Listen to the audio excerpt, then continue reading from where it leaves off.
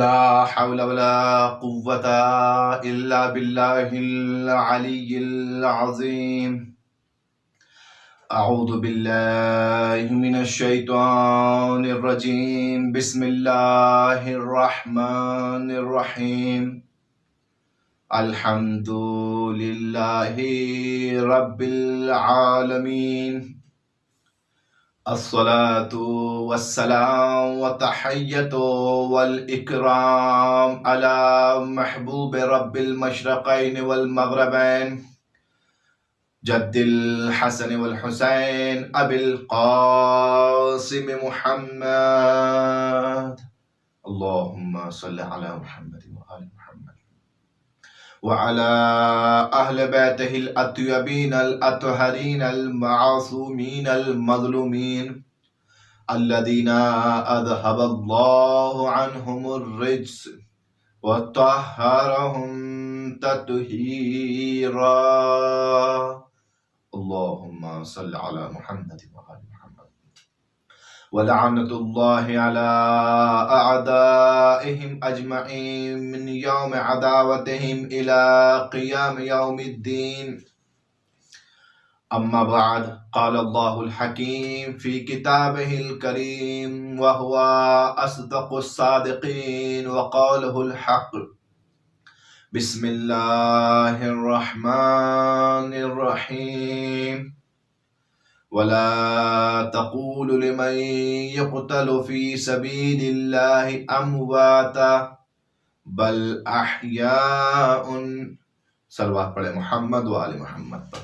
اللہم صلی علی محمد و آل محمد. ناظرین اکرام، پروردگار عالم کا شکر ہے کہ پروردگار عالم نے ہمیں توفیق دی کہ ہم آپ کی خدمت میں حاضر ہوئے اور آج اس مجلس عزا کے ذریعے سے اپنے قلوب کو ہم منور کر رہے ہیں.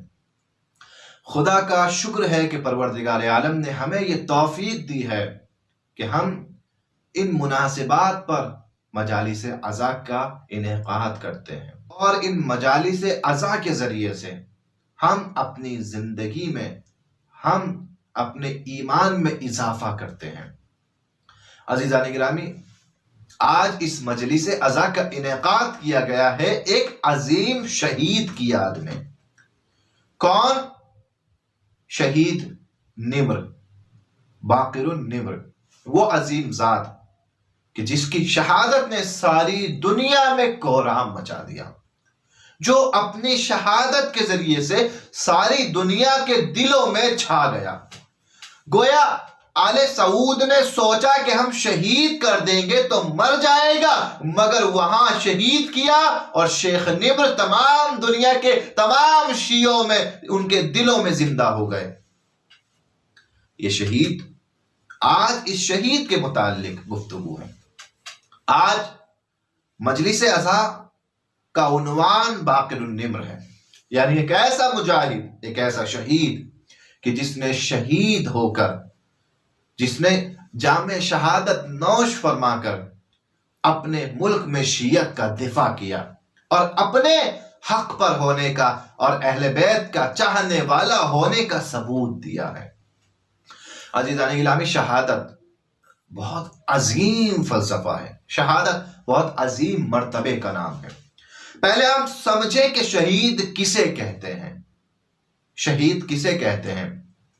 ایک روایت کے مطابق شہید کو شہید اس لیے کہتے ہیں کہ جب وہ شہید ہوتا ہے تو فرشتے گواہی دیتے ہیں کہ بے شک تو ایمان پر اس دنیا سے گیا، بے شک تو خدا کا چاہنے والا تھا، بے شک تو رسول کا چاہنے والا تھا، بے شک تو علی کا چاہنے والا تھا. تو نے اپنے ایمان کو اپنے عمل سے ثابت کر دیا. فرشتے گواہی دیتے ہیں، اسی لیے شہید کو شہید کہتے ہیں. ایک دوسرا قول بھی پایا جاتا ہے. دوسرا قول کیا ہے؟ دوسرا قول یہ ہے کہ شہید خود اپنے عمل کے ذریعے سے اپنے حق پر ہونے کی گواہی دیتا ہے. وہ اپنی جان دے کر اپنے حق پر ہونے کی گواہی دیتا ہے۔ ایک اور قول ہے، تیسرا قول کیا ہے؟ شہید کو شہید اس لیے کہتے ہیں کیونکہ وہ لوگوں پر اسی طریقے سے گواہ اور حاضر ہے کہ جیسے خدا، رسول اور ائمہ حاضر ہے اور ہماری نظارت کر رہے ہیں، ہمیں دیکھ رہے ہیں، اسی طریقے سے شہید بھی حاضر ہے اور ہمیں دیکھ رہا ہے۔ شہید، پروردگار عالم شہید کو جو مرتبہ دیتا ہے، جو عظمت دیتا ہے، جو بلندی دیتا ہے، اس کو ہم لفظوں میں بیان نہیں کر سکتے۔ شہید ایک ایسا لفظ ہے کہ ہر مذہب میں، ہر فرقے میں، ہر دین میں یہ لفظ مبارک ہے۔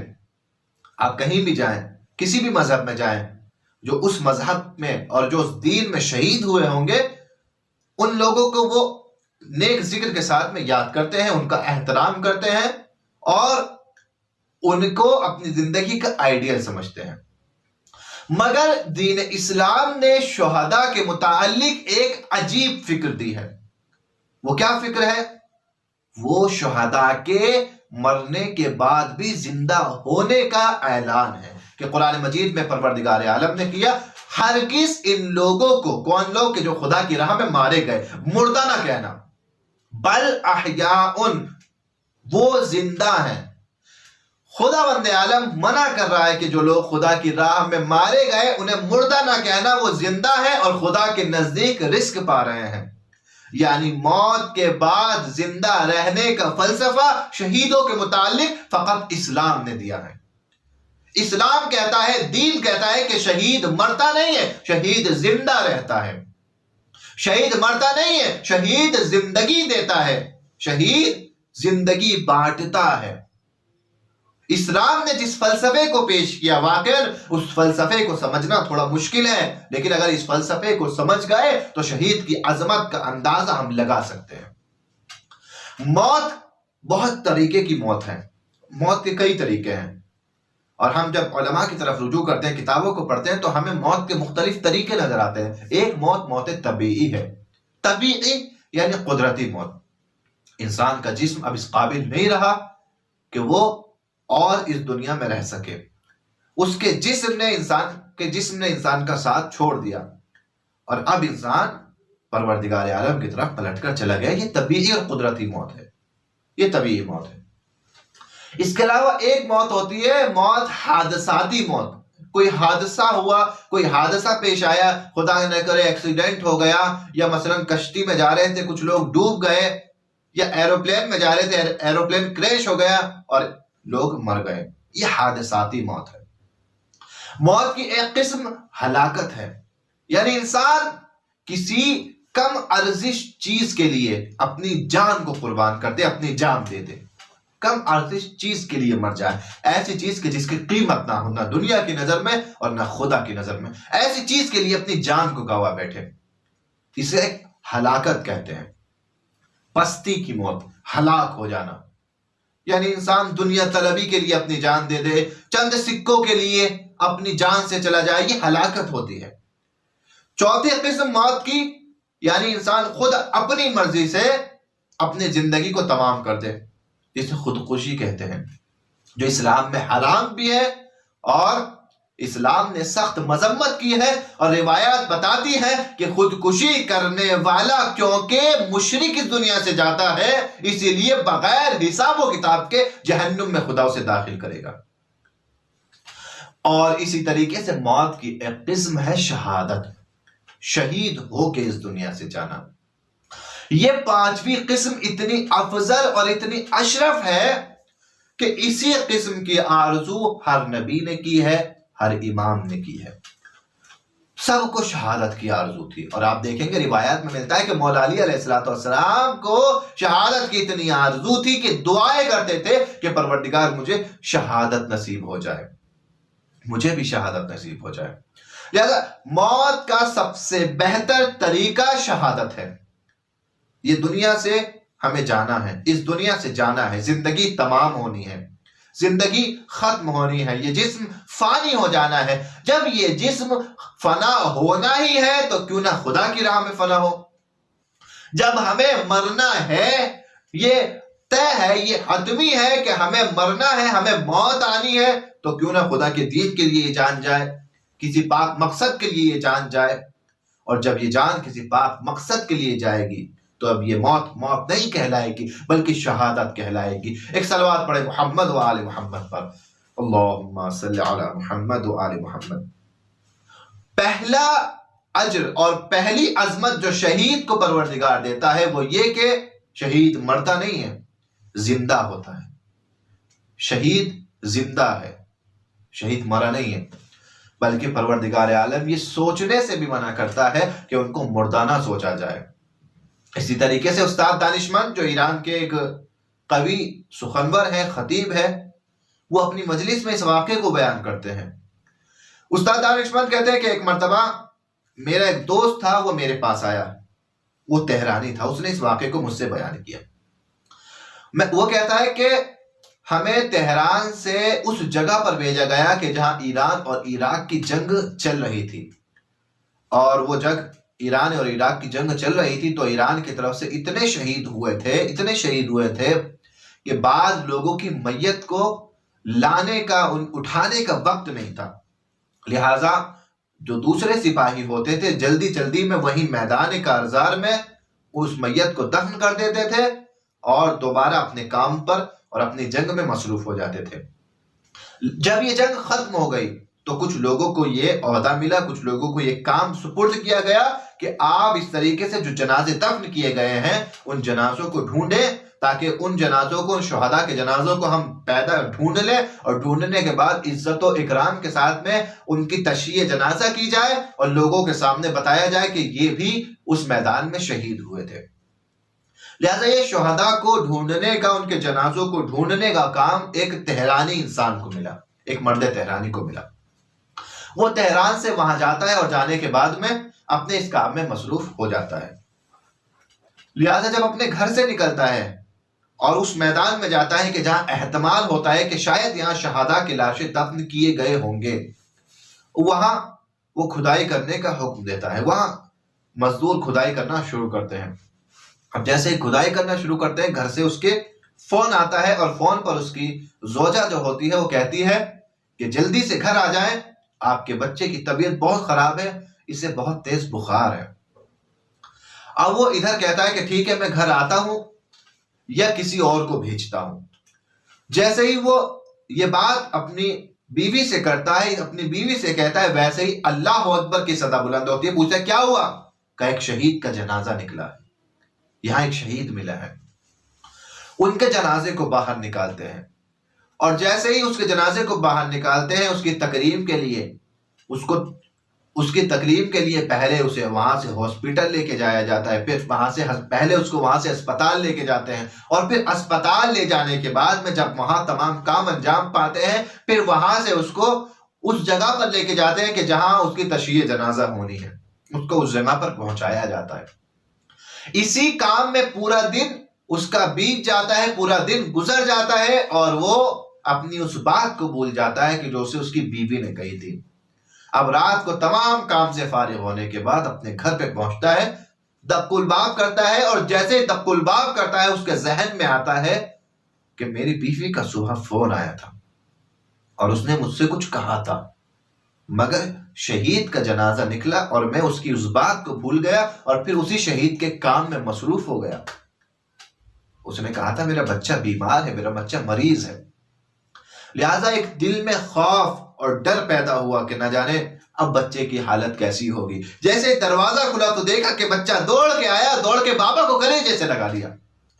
باپ نے بیوی کے چہرے کو دیکھا، کہا کیا ہوا؟ ابھی دوپہر تو تم نے کہا تھا کہ بچہ مریض ہے، بچہ بیمار ہے، اور بچے کو ہسپتال لے کے جانا ہے، بچے کو دوائی دلانے لے کے جانا ہے۔ ابھی تو تم نے کہا تھا کہ بچہ مریض ہے، اور اب بچہ میں دیکھ رہا ہوں بچہ کھیل رہا ہے۔ کب بچے کو ہم دوا دلا کر لے آئے، بچے کو اسپتال لے کر گئے تھے، دوا دلا کے لے آئے، اب بچہ اچھا ہو گیا۔ کہ کس کے ساتھ اسپتال لے کے گئے تھے؟ کوئی تھا نہیں یہاں، تم لوگ کس کے ساتھ اسپتال گئے تھے؟ اب اس بیوی نے کہا کہ ہم اسی کے ساتھ گئے تھے کہ جسے آپ نے بھیجا تھا۔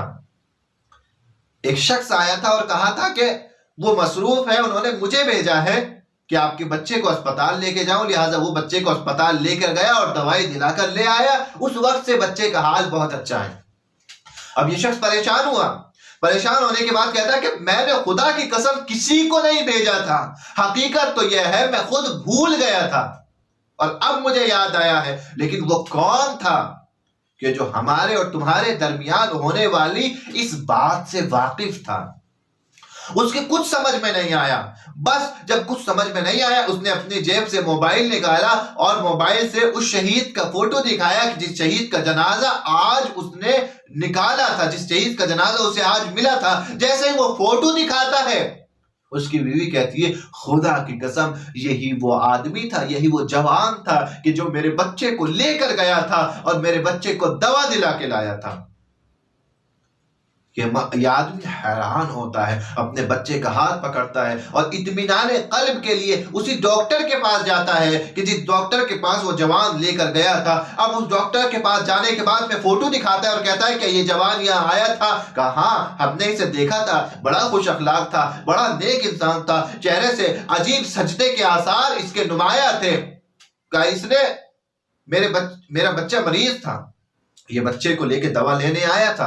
کہا ہاں، تمہارا بچہ تھوڑا مریض تو تھا لیکن اس کا بخار پہلے ہی دور ہو چکا تھا، پھر بھی میں نے اس کے لیے دوا لکھ دی، وہ دوا دیں گے تو انشاءاللہ آپ کے بچے کو شفا ہوگی، آپ کے بچے کو شفا حاصل ہوگی۔ یہاں سے اس شخص نے شکر کا سجدہ کیا اور کہا کہ پروردگار اب میں تیری بات کو سمجھ گیا ہوں کہ تو نے کہا ہے کہ شہداء زندہ ہے اور زندہ ہونے کی علامت یہ ہے کہ شہداء ہمارے ساتھ رہتے ہیں اور مشکلات میں ہماری امداد کرتے ہیں۔ قسم خدا کی یہاں ایک جملہ کہنے کا جی چاہتا ہے کہ جب ایک عام شہید کی یہ عظمت ہے تو خدا جانے حسین ابن علی جو سید الشہداء ہے اس حسین کی کیا عظمت ہوگی۔ صلوات پڑھے محمد و آل محمد پر، اللہم صلی علی محمد۔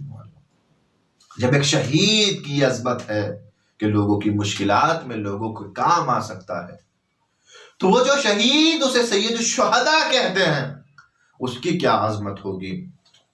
عزیزان گرامی، جب ایک عام شہید کی یہ عظمت ہے کہ اگر وہ اس بچے کو لمس کر لے، اس بچے کو چھو لے تو اس کے جسم سے بخار دور ہو جائے، تو سید الشہداء کی عظمت یہ ہوگی کہ اس کا خون اگر کسی مٹی میں گر جائے تو مٹی قیامت تک کے لیے خاک شفا کہلائے۔ صلوات پڑھے محمد و آل محمد پر، اللہم صلی علی محمد و آل محمد۔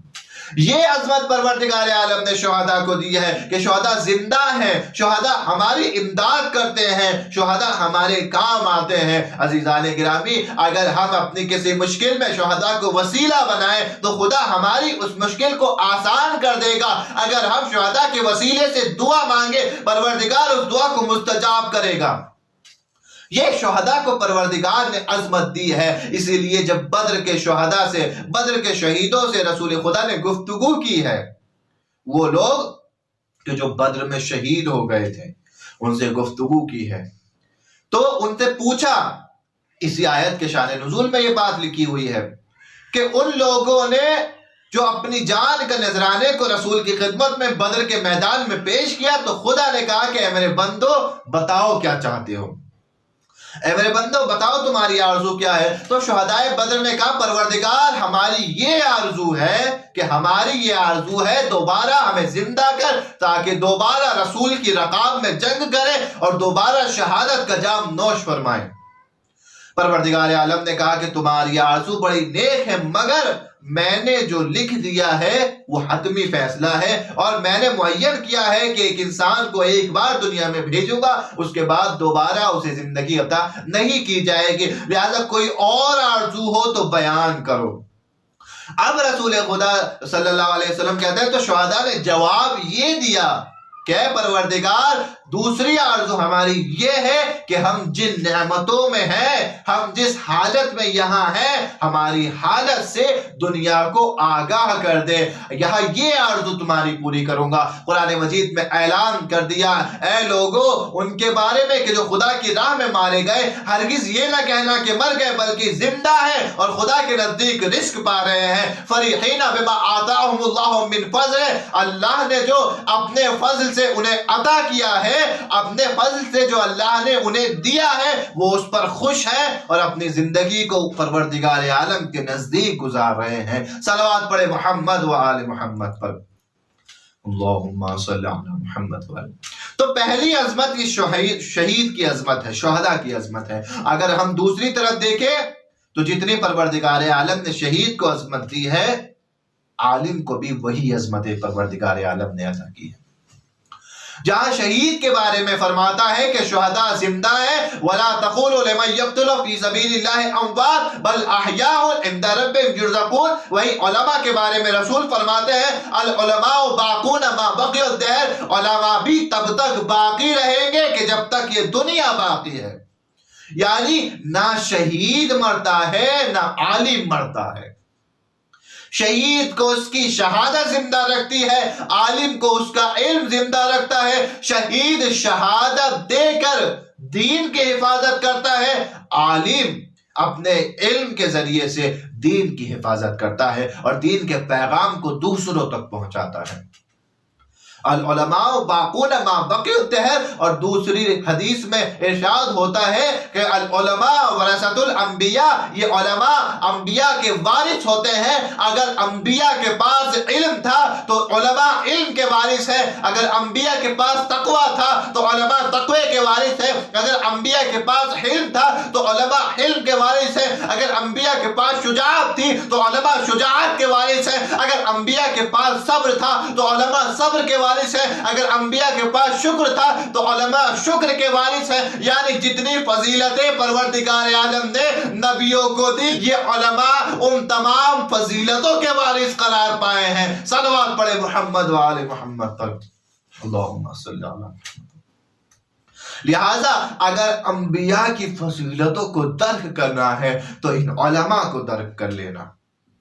العلماء ورثۃ الانبیاء، انبیاء کے وارث علماء ہیں، علماء کا احترام کرو۔ اسی لیے کہا جاتا ہے کہ جس نے عالم کا احترام کیا اس نے گویا خدا کا احترام کیا، جس نے عالم کا احترام کیا اس نے گویا رسول خدا کا احترام کیا۔ ایک طرف شہید کی عظمت، ایک طرف عالم کی عظمت، اور ایک حدیث میں عالم کو شہید سے افضل بتایا گیا۔ کیا کہا گیا؟ مداد العلماء افضل من دم الشہداء۔ علماء کی قلم کی سیاہی، علماء کی قلم کی سیاہی شہداء کے خون سے افضل ہے۔ دونوں طرف پروردگار عالم عظمتیں اور فضیلتیں اپنی نچھاور کر رہا ہے۔ شہداء پر بھی پروردگار مہربان ہے، علماء پر بھی مگر وہ علماء کہ جو عمل کے ساتھ میں اپنے علم کو زندہ رکھتے ہیں، جن کے پاس عمل نہیں ہوتا وہ عالم بھی نہیں ہوتے۔ العالم بلا عمل کالشجر بلا ثمر، بنا عمل کے عالم کی مثال ایسی ہے کہ جیسے بغیر پھل کے کوئی درخت ہو جس کا کوئی فائدہ نہیں ہے۔ یا عالم سے مراد وہ عالم ہے کہ جو اپنے علم پر عمل کرے۔ ایک طرف شہید کو فضیلت ہے، دوسری طرف عالم کو فضیلت ہے۔ شہید اپنی موت کو خوبصورت طریقے سے پاتا ہے، خدا کی راہ میں شہید ہو جاتا ہے، کامیاب موت ہے شہید کی موت، اور کامیاب زندگی ہے عالم کی زندگی۔ اگر زندگی کو کامیاب گزارنا ہے تو علماء کے ساتھ رہو، اگر موت کو کامیاب کرنا ہے تو شہادت کی آرزو رکھو۔ یعنی عالم ہونا زندگی کی کامیابی کی علامت، شہید ہونا موت کی کامیابی کی علامت۔ اللہ جانے وہ بندہ کتنا زیادہ کامیاب اس دنیا سے گیا ہوگا کہ جو عالم بھی تھا اور شہید بھی ہوا، اور اسی کامیاب انسان کو باقر النمر کہتے ہیں۔ عالم دین ہو کر اپنی دنیا کو، عالم دین ہو کر اپنی زندگی کو کامیاب کیا، اور شہید ہو کر اپنی موت کو کامیاب کیا۔ یہ شہید نمر ہے۔ شہید نمر کے ذریعے سے سعودی حکومت میں وہ زلزلہ آیا ہے کہ سعودی حکومت کے ستون لرز کے رہ گئے۔ لہذا اس عالم کی قربانی، اس عالم کی شہادت نے سعودی کی شیعہ عوام میں ایک ایسے جذبے کو پیدا کر دیا کہ ایک نمر کو انہوں نے مارا اور سعودی میں 1000 نمر اور کھڑے ہو گئے کہ تم کتنے حسینی مارو گے، یہ ساری قوم حسینی ہے، تم مارتے مارتے تھک جاؤ گے، یہ شہید ہوتے ہوتے نہیں تھکیں گے، تم مارتے رہو گے اور تم ایک دن پریشان ہو جاؤ گے اور پریشان ہو کر خود ذلت کی موت مرو گے، مگر علماء بھی باقی رہیں گے، شہداء بھی باقی رہیں گے اور شیعت بھی باقی رہے گی، یہاں تک کہ وہ کعبے پر کہ جس کے پاسدار تم خود کو سمجھتے ہو، اسی کعبے پر امام زمانہ کا پرچم ایک دن لہرائے گا۔ عزیزان گرامی، ایک طرف شہداء کو فضیلت، ایک طرف علماء کو فضیلت، اللہ جانے اس کی کیا فضیلت ہوگی کہ جو کربلا کے شہیدوں میں بھی شامل ہے، اور جس کو خط لکھتے ہوئے حسین نے کہا من حسین ابن علی الی رجل فقیہ، حسین ابن علی کی طرف سے مرتے فقیہ کو یہ خط۔ عزیزان گرامی، وہ انسان کہ جو کربلا میں شہید بھی ہوا، وہ عظیم شخصیت کہ جس نے کربلا میں شہادت بھی پائی، اور اس عظیم شخصیت کو حسین نے رجل فقیہ کے نام سے بھی یاد کیا۔ آج برسی تھی شیخ نمر کی، یقیناً شہادت ہماری میراث ہے اور ہمیں فخر ہوتا ہے کہ ہماری قوم میں ایسے ایسے شہداء موجود ہیں۔ جناب شیخ نمر کے ساتھ ظلم کیا گیا، زیادتی کی گئی، بہت سے اقوال موجود ہیں، جس میں سے ایک قول یہ ہے کہ کہتے ہیں کہ آپ کے سر کو تن سے جدا کیا گیا۔ میں کہوں گا شیخ نمر آپ کے سر کو تن سے جدا کیا گیا، ظلم ہوا، آپ شہید ہوئے، مگر کسی نے آپ کے لاشے کو عریان تو نہیں کیا ہوگا، مگر کسی نے آپ کے لاشے کو پامال تو نہیں کیا ہوگا۔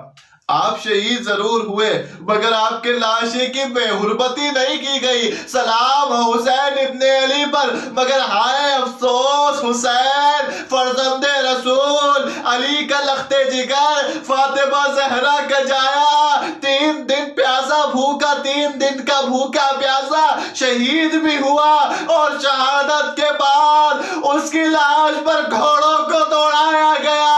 ایک ظالم آگے بڑھتا ہے اور جانے کے بعد حسین کے پوشیدہ لباس کو بدن سے اتار لیتا ہے، حسین کا بدن کانپتا ہے۔ عجب نے حسین نے کہا او بدبخت شرم کر، کل 11 محرم کو ارے میری بہنیں میرے لاشے پہ آئیں گی۔